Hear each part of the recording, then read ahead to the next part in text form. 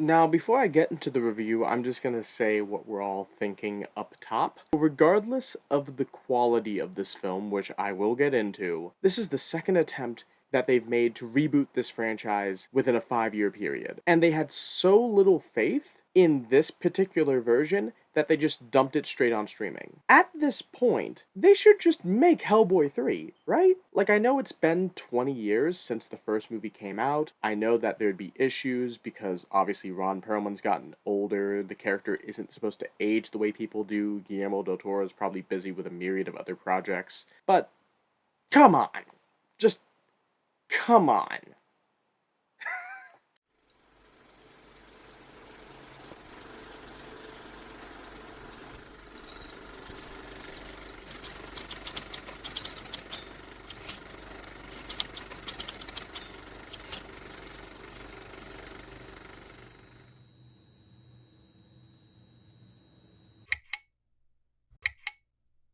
Hey everyone, I'm Ben, your underground conductor. Welcome to Underground Cinema. This week we'll be talking about the new Hellboy reboot, Hellboy the Crooked Man, which I'm a bit surprised they released the way they did. Like, I heard about this movie 2-3 months ago. The trailer dropped online. I didn't see any advertising for it in theaters or any posters for it anywhere. It was just the 2 trailers online before it released. And I don't know why, but I guess I just assumed that they'd released this movie in theaters. Like, to my understanding, they did release it in theaters overseas in Europe, but when it came to, like, the American release, I guess they said, nah, distribution costs too much, we'll just put it on streaming, put it at a premium, and then just see if we make our money back that way. It's a bit odd, I would say. I don't know. I don't crunch numbers. Maybe this was the economically smarter move for them to make. Anyway, with Hellboy the Crooked Man, when the movie was announced and when the first trailer dropped, I, like many people, noticed how cheap the movie looked. I'm not the first person to say this at all, but the way the movie was shot and a lot of the advertising for it made it look like a fan film. So the visual style of the film, on top of the way the last reboot turned out, suffice to say I was a little hesitant about the film. Now, to be clear, I'm not a fan of the Hellboy comics. I've only read like one limited run, which was like a young Hellboy series with him teaming up with Lobster Johnson, but I am a fan of the Guillermo del Toro films. Hellboy 1, amazing. Hellboy 2, The Golden Army, probably one of my favorite comic book films. Introduced me to one of my favorite songs of all time, Can't Smile Without You by Barry Manilow. And the animated films that they made, where they actually got the cast back to do the voices, it's spectacular. So with all this pressure mounting on this new movie, I didn't really think much of it. I thought at best the movie would just be something that came and went. But then I looked into it and I saw who was directing the film. So Hellboy the Crooked Man was directed by Brian Taylor, who is one of my favorite action directors. Him and his creative partner Mark Neveldine directed both Crank and Ghost Rider Spirit of Vengeance, which are 2 of my favorite action films of all time. And putting aside Ghost Rider, the 2 of them have broader experience in the superhero genre in general, writing the screenplay for Jonah Hex with Josh Brolin, which I think is an underrated comic book western. That being said, I haven't seen it in a few years. Maybe my opinion would change. But suffice to say, it got me intrigued, and I figured I'd give the film a shot. So, what exactly happens in Hellboy the Crooked Man? Well, the movie opens up in 1959. Hellboy and 2 members of the BPRD are on a CGI train guarding a CGI demon spider. While they're passing through the Appalachian Mountains, the spider gets disturbed by something, breaks out, fights with Hellboy. The train ends up getting derailed, leaving Hellboy and a scientific officer named Bobby Joe stranded in Greater Appalachia. The 2 of them walk about looking for help, seeing if they can find a phone anywhere. They come across a family that have a young boy who's been bewitched. He's been hexed. And coincidentally, Hellboy and Bobby Joe show up at the same time as the witch's ex-boyfriend, Tom. He's there to resolve his unfinished business. The 3 of them wander up to the witch's cabin. The witch's name is Cora, but turns out she's actually the familiar to an even stronger witch named Effie. And turns out Effie is beholden to a local demon known as the Crooked Man. As it turns out, the character of Tom made some sort of deal with the Crooked Man when he was like a teenager, so it's time for him to make good on that deal. As the film goes along, we have a midpoint confrontation between the main team and the Crooked Man at a church. Hellboy manages to weaken the Crooked Man, but he doesn't defeat him, so him and Tom go solo up to the Crooked Man's domain. It's during the third act that the film goes all the way in on the horror atmosphere and aesthetic, as Hellboy and Tom are literally wandering through a haunted house. Meanwhile, Bobby Joe and a preacher are wandering through haunted mines. Anyway, they eventually manage to defeat the Crooked Man. Our three central characters have resolved their past trauma, and everyone goes home. And maybe Bobby Joe can see ghosts now. It's kind of unclear. Side note, this was not the only film to come out this year about an undead creep with a neck fetish haunting Greater Appalachia. Turns out there was a movie that came out in June called The Hangman, which is about two people who get stranded in Appalachia, and they have to deal with a guy called the Hangman. Funny thing, I just found out about The Hangman today by accident. It's probably a film that I should review at some point in the future. It's so obscure that it doesn't even have a Wikipedia page. Just another instance of twin films, the concept of multiple discovery that I referenced in my Cuck review. Anyway, back to Hellboy the Crooked Man. Now, I have to be honest here, this movie is not bad. It's not good, but it's a really interesting take on the Hellboy material, I would say. The film is certainly leagues ahead of the 2019 version, which was just an unmitigated mess. I like that this is very early in the career of Hellboy. I like that he and Bobby Joe, the two of them just sort of stumble onto a case, and for them it's basically just Monster of the Week. I really enjoy the contrast between Hellboy and other characters in this narrative, like Tom. For Tom, this is a big thing. He believes his soul is condemned. He's beholden to the Crooked Man, etc., etc. But Hellboy, he's very much like a blue-collar worker, and he's like, this is just another thing I gotta deal with. He's a character who is completely unfazed by all the supernatural garbage that goes around him, which is consistent with other versions of the character. Jack Kesy also does an amazing job as the character of Hellboy. This is actually his second major comic book role, his first being playing Black Tom Cassidy in Deadpool 2. I think this is something that they've consistently done well across all the live-action interpretations of the character.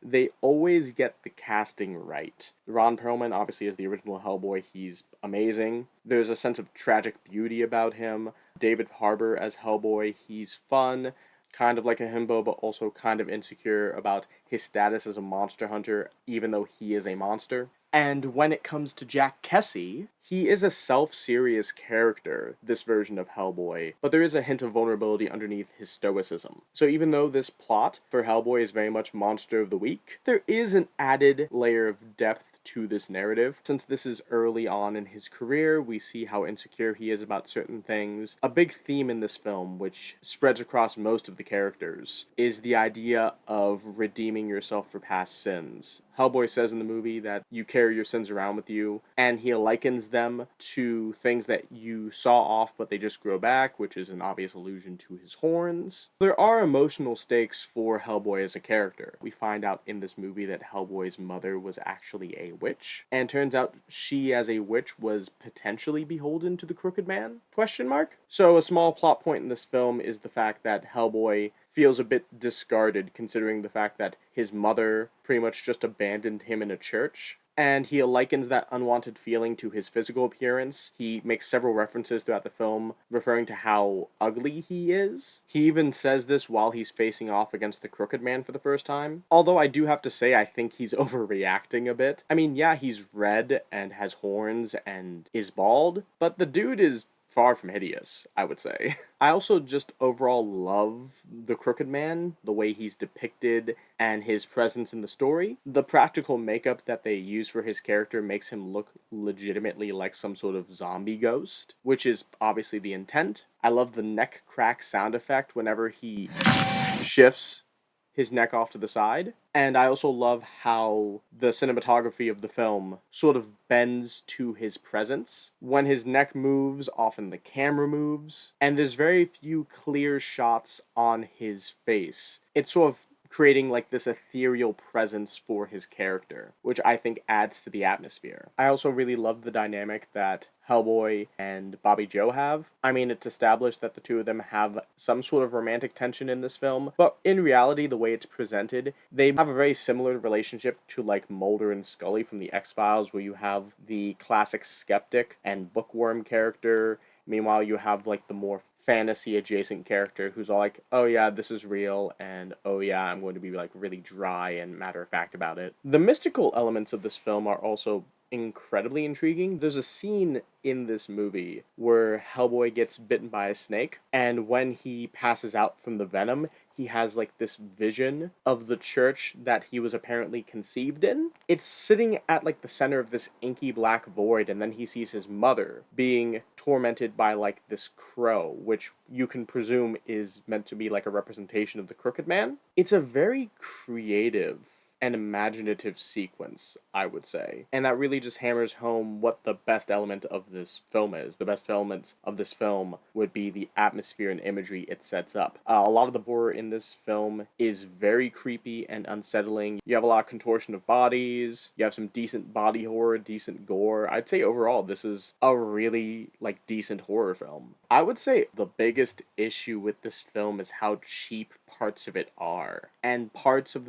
how the plot is structured. So like I joked about at the beginning of the review, the film opens up with a CGI train and a CGI spider fight, and it looks bad, like really bad. And it definitely sticks out like a sore thumb considering how many practical effects that this film does use, especially when the Crooked Man shows up. I'd say like the best instance of CGI in this film is when the character of Cora has like a snake crawl out of her vagina, Evil Dead style, and then wrap itself around her. Like, you can tell it's CGI, but like they put more effort into that than a lot of other CGI elements of this film. Like I said, you see Hellboy's conception and the scene itself is good, but when they show the CGI fetus, it looks terrible. Like, I know that this film was shot on the cheap. I think the budget was only $20 million, but there's definitely more effort that could have gone into this project, and that's also reflected onto the Hellboy makeup itself. I would say that overall, the makeup that they used for Hellboy works. They didn't layer the guy with prosthetic after prosthetic until he couldn't move his face. He actually can make certain expressions in this film. And while I didn't like the design the first time I saw it in the trailer, I settled into it pretty quickly and felt like it looked more natural than like the really puffy prosthetics that they used for David Harbour's version of the character. Like, I don't know if you guys remembered how puffy and bad he looked, but it also seemed like the makeup was so thick that it muffled his voice. It was like, "Hey, I'm on your side!" Like, once again, I think David Harbour did a good job as Hellboy, and the makeup for him was not the problem with that movie. The problem with that movie was the fact that they were trying to do major franchise setup, and as a result, used an overstuffed and messy script. All I'm saying is that one element of the film that they definitely could have worked on was the makeup for Hellboy, and I think comparatively, Jack Kesey's version of Hellboy looks better. That being said, parts of his makeup make it so that you can tell that this is a lower budget production. Like, the right hand of Doom itself looks great, but when it comes to the horns, you can see the seam around his forehead where like the actual bald cap goes on. And as for like his mutton chops and his flavor saver,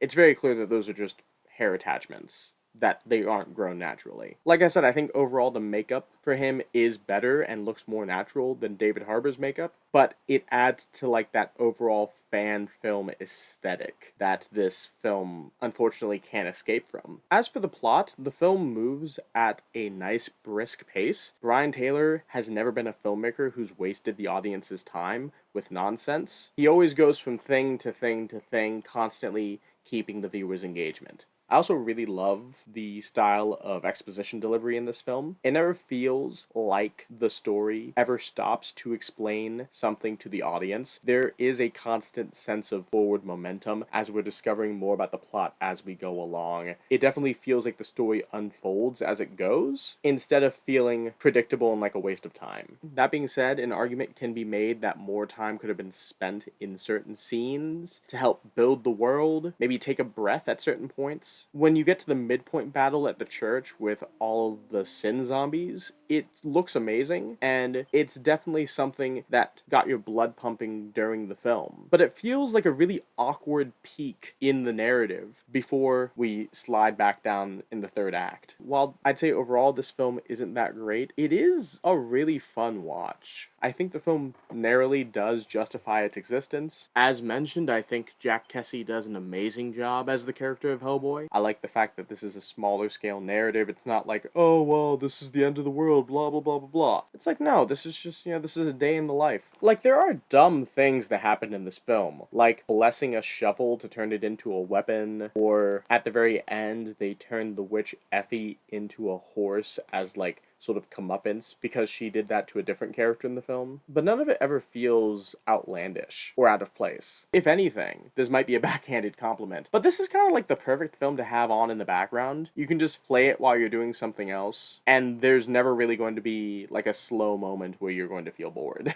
But yeah, that was my review of Hellboy the Crooked Man. Hope you enjoyed it. Feel free to subscribe if you're feeling generous. You can follow me on Instagram or Letterboxd if you want to hear more of my film takes. And I will see you later.